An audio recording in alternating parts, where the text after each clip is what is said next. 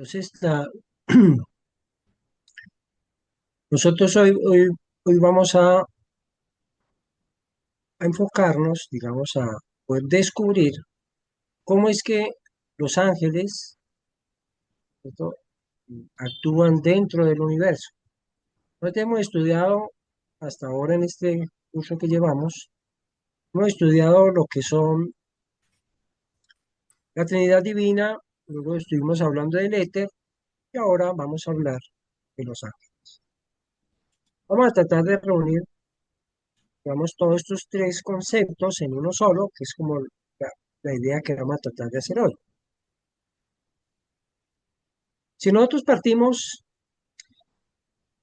de la unidad de Dios como aquello infinito, insondable, que, que es el que hace posible todo, ¿cierto? Aquel Dios que es incognoscible para nosotros, que está más allá de nuestro alcance y comprensión, allí nosotros vamos a descubrir solamente un solo Dios, ¿cierto? La unidad. No existe dualidad, no existe una otra cosa que nos separe de la unidad de Dios. Se dice que hay un momento del universo, sobre todo en el hinduismo, hablan del Mahapralaya y del Manvantara. Y en el Mahapralaya, o sea, la gran noche cósmica, es cuando todo se reúne en un pralaya, que es reunirse en una sola unidad, reunirse en la pura esencia del espíritu. Entonces, por eso se dice que es el espíritu en sí, en esencia. Entonces, recordemos que la palabra espíritu nos referimos a Dios. O sea, es Dios en esencia, es la Divina Madre en esencia, es la esencia de Dios, creador, absoluto, el aquello. No son todos nombres sinónimos. Entonces, nosotros partimos de esa unidad y partimos como de esa gran noche. Pero se dice que en un momento dado de la existencia, el fluir de la vida, llegó un instante mismo en que en el medio de la noche penetró un gran misterio, el misterio del amor. Y al mismo tiempo se dice que penetró en el interior un, penetró en el interior un deseo. Ese deseo es el deseo de Dios o el deseo divino de querer conocerse a sí mismo. El deseo de conocerse a sí mismo lo llevó al despertar de la creación. Entonces, son dos elementos que comenzaron. Por un lado tenemos nosotros el misterio del amor y por otro lado tenemos el deseo de Dios de conocerse a sí mismo. Es decir, Dios tenía un tesoro era el mismo y quiso mostrarlo o conocerlo en sí mismo.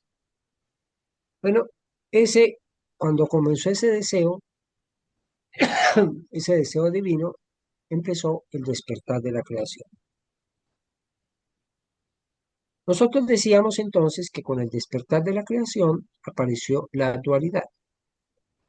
Por un lado, digamos, estaba lo desconocido, el infinito, lo intangible, y por otro lado, nosotros teníamos la pura presencia de,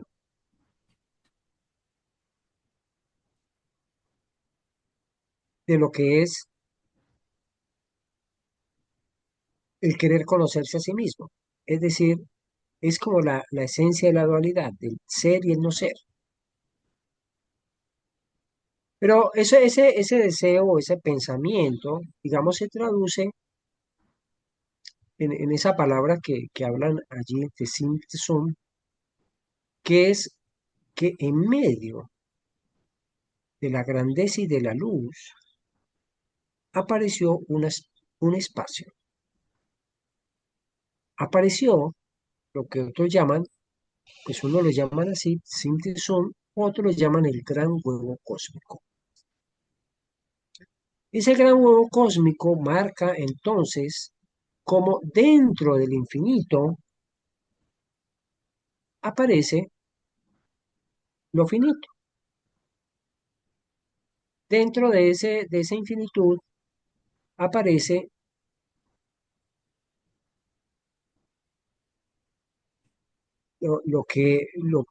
digamos, un espacio que es finito en sí mismo, aunque para nuestra comprensión es también casi infinito, es decir, el universo para nuestra mente es infinito, porque además del espacio físico que tiene el universo, existen varios mundos dentro del mundo, es decir, para nuestra mente este universo es infinito, pero para la realidad de la creación, realmente el universo que estamos viviendo tiene una medida. ¿Cierto? Esa medida está dada por, o es llamada, como dice, Sum en la Cábala, pero también en la filosofía hermética nos hablan del gran huevo cósmico. Es decir, estamos hablando de la cosmogonía, del comienzo del cosmos. Así pues que en ese instante, digamos, tenemos como dos grandes fuerzas, como dos grandes manifestaciones de Dios. Es decir, Dios en este momento es lo mismo, pero hay un espacio donde está el infinito desconocido y hay otro espacio en que ha aparecido el donde se va a conocer a sí mismo. Esa dualidad se ve entonces expresada con un movimiento como entre lo potencial y lo manifestado. Como lo que no es, no es tangible, no tiene un espacio, no tiene un, digamos, es potencial. Lo manifestado refleja, digamos, el aspecto contrario a lo inmanifestado. Pero ¿qué pasa? Que de lo potencial fue que surgió lo manifestado. O sea, es la potencia misma del creador. Es la potencia y el poder real del absoluto. De ahí es que parte todo. Entonces, en ese instante, el mismo ser inmanifestado o potencial se mete dentro de su misma creación. Y cuando se mete dentro de su misma creación, aparece lo que nosotros llamamos como la chispa divina del universo. Esa chispa divina del universo es como si se metiera un punto dentro del círculo. Y por eso vamos a encontrar nosotros que es la, digamos, la esencia del sol, la esencia de Dios, la muestran como un círculo y un punto. Es el símbolo de lo que puede significar, digamos, llegar a la unidad, llegar a Dios, el círculo y el punto. Pero ese círculo y el punto, desde el punto de vista de la cosmogonía, significa que nosotros tenemos lo manifestado y dentro de lo manifestado, en el punto central, se ha metido lo potencial, como una chispa divina. Pero es desde ese punto central, círculo, de donde se emana todo el movimiento. Entonces nosotros vamos a tener allí la primera Trinidad. ¿Por qué vamos a tener la primera Trinidad? Porque nosotros vamos a tener ya todo lo que hablamos, vamos a hacerlo dentro del contexto de la manifestación, dentro del círculo, que es la manifestación donde vivimos.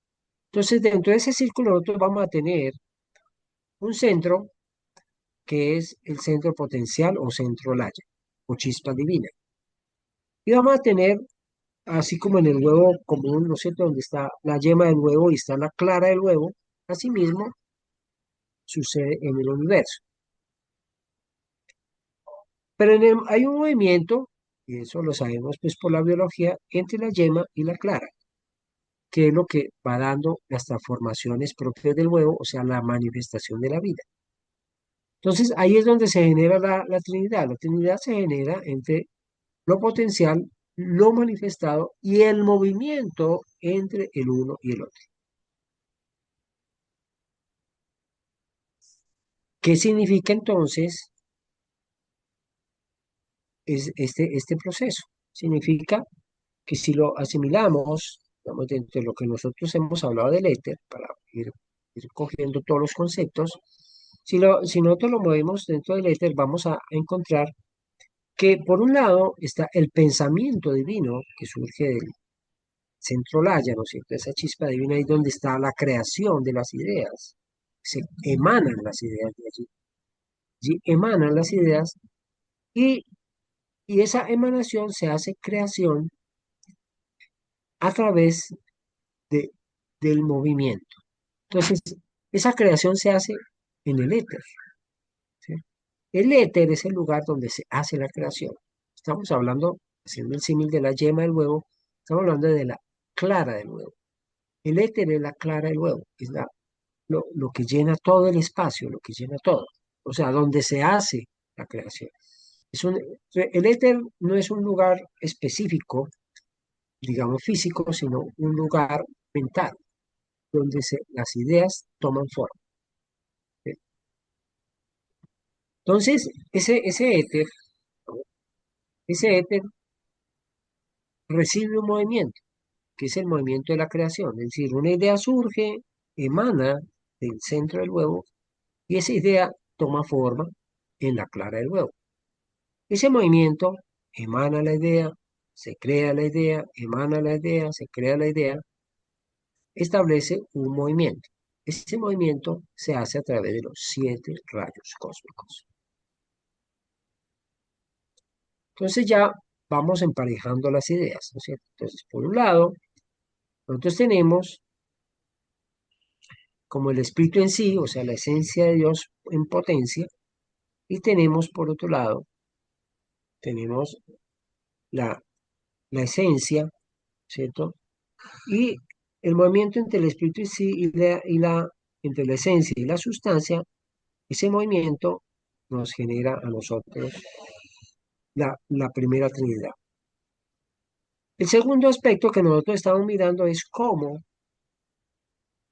nosotros nos movemos desde el centro, donde se emanan las ideas, y esas ideas se proyectan sobre la clara del huevo, y se proyectan sobre el éter. Ese éter entonces es como el sustrato donde se hace toda la manifestación. Y ese éter, que es mental, ¿cierto? Recibe o se mueve esas ideas que se emanan y se vuelven formas.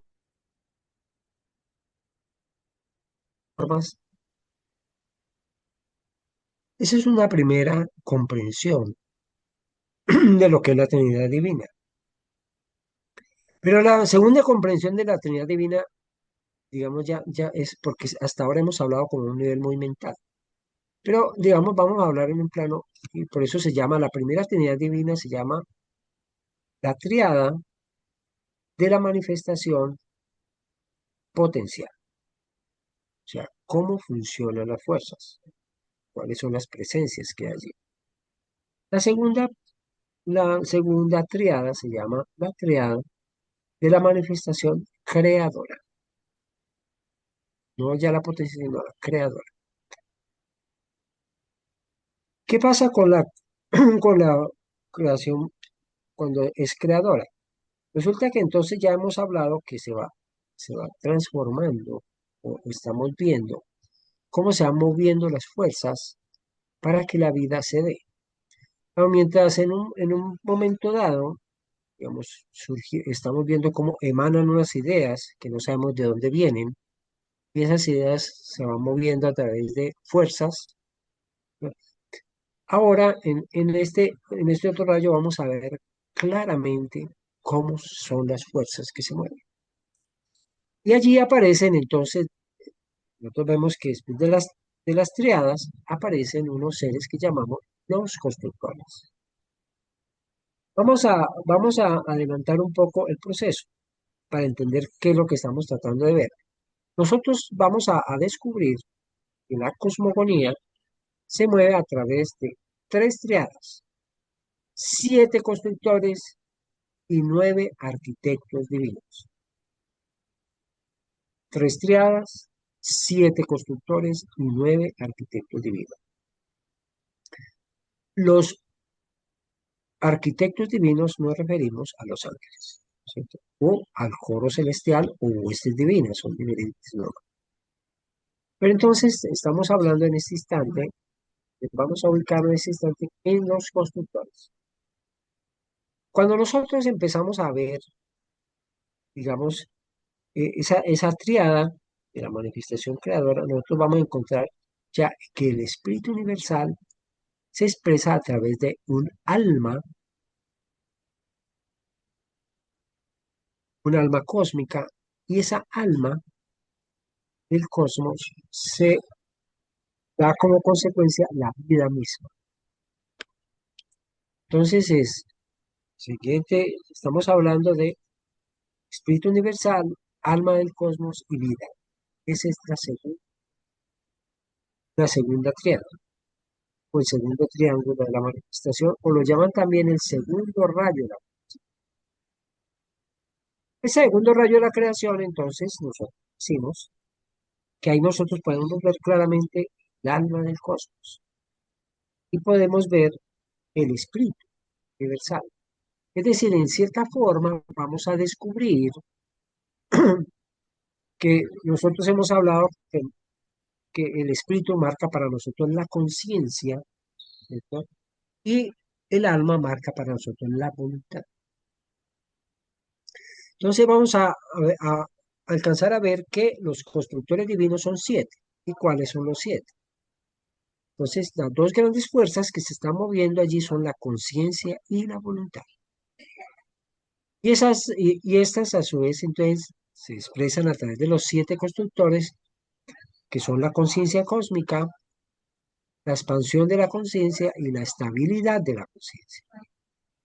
Luego viene la voluntad creadora, la voluntad relativa y la voluntad individual. Son 3 de conciencia y 3 de voluntad. Y esas dan como consecuencia la vida. Entonces, el séptimo rayo cósmico, el séptimo constructor es la vida misma. Bueno, esto digamos que este es como, ya empieza a tener ya todo el engranaje, como se mueve la creación, ya está dado. Porque está la conciencia y la voluntad expresada a través de los 7 constructores. Sin embargo, estos son invisibles a nuestros ojos.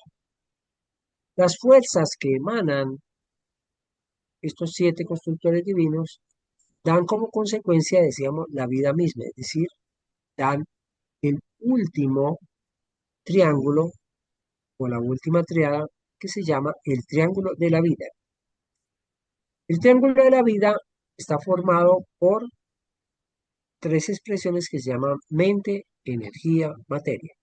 Mente, energía, materia. La mente, energía, materia, entonces nosotros la vamos a ver expresada a través de los 9 arquitectos divinos. Esos 9 arquitectos divinos o huestes divinas están marcadas, digamos, las huestes divinas llamadas también el coro celestial, están marcadas por el movimiento de los ángeles, cómo se mueven los ángeles desde Dios hasta el hombre y del hombre hacia Dios. Todo en la vida es una expresión y un movimiento de los ángeles. Nosotros solo lograremos conocer la verdad cuando conectemos con el ángel que tenemos en nuestro interior. Los ángeles no son para encontrarlos exteriormente, es para descubrirlos en nuestro cuerpo. Entonces, eso es supremamente importante. Nosotros tenemos que descubrir los ángeles en nosotros mismos. Nosotros tenemos que saber, ver que cuando hablamos de un ángel, por ejemplo, si hablamos nosotros de Micael, nosotros estamos descubriendo, o lo descubrimos a él cuando descubrimos el guerrero interior que vive en nosotros. Cuando nosotros tratamos de- de descubrir nuestro interior, aquel que nos protege, pero además aquel que nos enseña el camino, pero además aquel que nos trae el mensaje de Dios, entonces descubrimos a Gabriel. Y así cada ángel trae a nosotros una nueva forma, algo que es propio del cosmos. Resumiendo, digamos, un poco las 9 huestes divinas, miradas desde el principio hasta lo más elemental, nosotros tenemos, digamos, primero hay las 3 primeras huestes que corresponden al primer rayo de la creación. Entonces son las huestes de los números, que son llamados los serafines, pero, perdón, los números son los querubines, los números o querubines, la hueste del sonido, que nosotros llamamos serafines, y las huestes de la raya o la línea, que son llamados los tronos. Estos son, obviamente, la primera triada, son encargados del gobierno del mundo y expresan la voluntad de Dios, la conciencia de Dios. Más bien, el segundo rayo de la creación, nosotros vamos a descubrir potestades, virtudes y dominaciones. Eh, en ese instante, nosotros vamos a descubrir las huestes del pensamiento, las huestes del lenguaje y las huestes de la forma. Huestes del pensamiento, huestes del lenguaje, huestes de la forma, que corresponden a potestades, virtudes y dominación. Por último, nosotros vamos a tener el tercer rayo de la creación, que es el que está más cerca a nosotros, ¿cierto? Que es más fácil de ver. Y ahí nosotros tenemos a los principados, los arcángeles y los ángeles, que al mismo tiempo, en términos de huestes, corresponden a las huestes planetarias, las huestes de la humanidad y las huestes de las sombras. Nosotros básicamente nos estamos moviendo en las 3 primeras huestes, ¿cierto? Los seres humanos de hoy en día. Esperemos que en el futuro ya nos empecemos a mover o relacionarnos más con las otras huestes, aunque ellas siempre están presentes, pero están mucho más invisibles. Entonces, nosotros estamos moviendo básicamente entre las huestes de las sombras, las huestes de la humanidad y las huestes planetarias. Nosotros entonces descubrimos que estas huestes representan, como decíamos, los ángeles, arcángeles y principados. Con estas 3 huestes, estos 3 coros, que se llaman también, nosotros vamos a tener un contacto más íntimo. Pero ese contacto más íntimo lo vamos a encontrar en la medida en que nosotros descubramos el movimiento de Dios y la obra de Dios. Entonces nosotros tenemos que descubrir que todo esto fue creado por un deseo divino. Todo está hecho para realizar una obra divina. Ese deseo de Dios, esta ideación divina, se llama la gran obra. Esa gran obra se va realizando en la medida en que todos los seres humanos vamos progresando y acercándonos a Dios. Pero esa gran obra entonces significa que las ideaciones o las ideas de Dios van descendiendo del cielo a la tierra. Y esas ideas, ¿cómo se expresan en la tierra? Pues a través de los ángeles.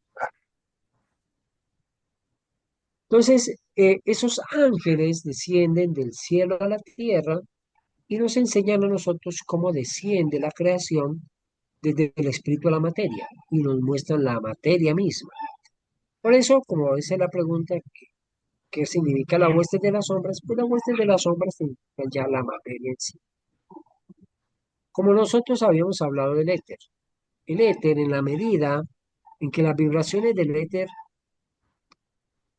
va sucediendo, o sea que a medida que se van bajando las escaleras y vamos descendiendo a la materia, las vibraciones empiezan a ser más lentas, empiezan a tener más inercia, más pesantez.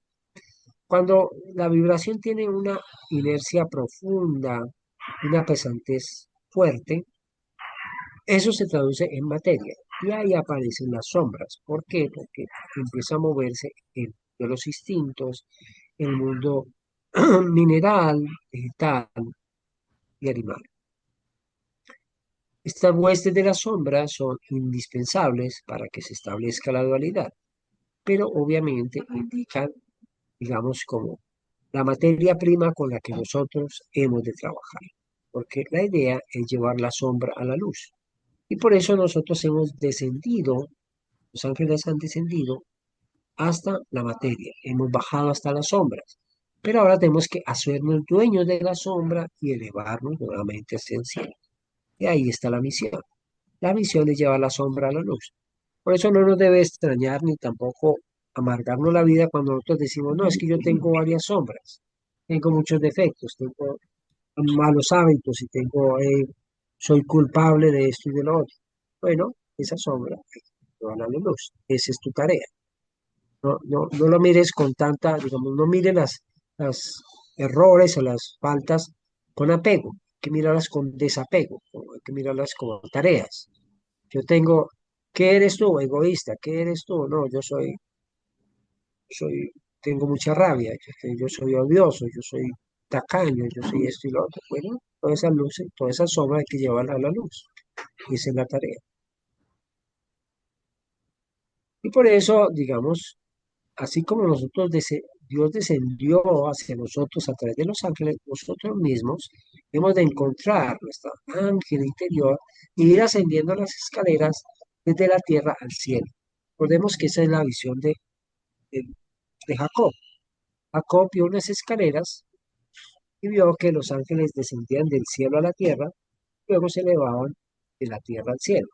Esa es la gran obra. La gran obra es haber descendido cielo a la tierra y volvernos a elevar nuevamente de la tierra al cielo, pero redimiendo las sombras, redimiendo las sombras. Sí, Reyane. E só temos 4 minutos, então me gostaria de perguntar, sacar esta dúvida, corpo etérico e corpo energético. Cuerpo etérico y cuerpo energético.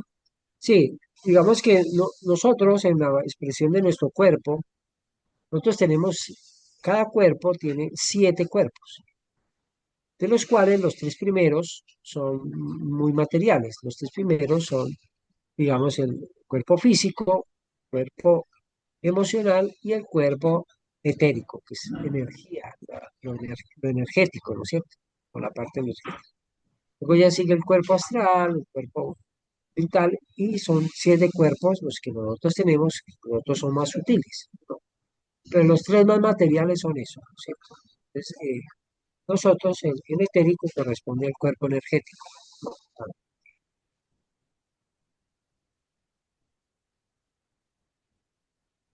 sea que es lo mismo. Sí, energético y etérico sí es lo mismo. Sí. Ah, São acá. Gracias. Sí, recordemos que nosotros, hablando desde el punto de vista del cuerpo, nosotros tenemos que ubicarnos que nosotros tenemos un cuerpo lleno de células físicas, ¿sí? Ese se llaman los átomos H. Desde el punto de vista del éter, digamos, hay unos átomos que son etéricos, astrales. En la medida en que nosotros vamos cambiando átomos físicos por átomos astrales, nuestro cuerpo se va haciendo más puro, más perfecto, y vamos formando el cuerpo de fuego. Se dice que cuando todo nuestro ser logra armar el cuerpo solar, cuerpo de fuego totalmente, entonces nosotros ya hemos logrado la iniciación, ¿cierto? En otras palabras, cuando el poder de la gran corriente logra, digamos, afianzarse totalmente dentro de nosotros mismos, nosotros en ese instante podemos decir que se logró la gran obra en nuestro interior, nosotros mismos. Entonces es como transformar nuestro cuerpo en un cuerpo de fuego. O algunos lo llaman el carro de fuego. En la cábala lo llaman la merkaba. La merkaba es transformar nuestro carro, que es nuestro cuerpo, en un carro de fuego, que es carro de fuego que también, bueno, si lo vamos a, pues lo alcanzamos a ver, pero está representado en la carta que se llama Saín, que es la carta número 7 del tarot, karma, ¿sí? Ah, presente, de lo que significa nuestro cuerpo llevado a la unión con Dios.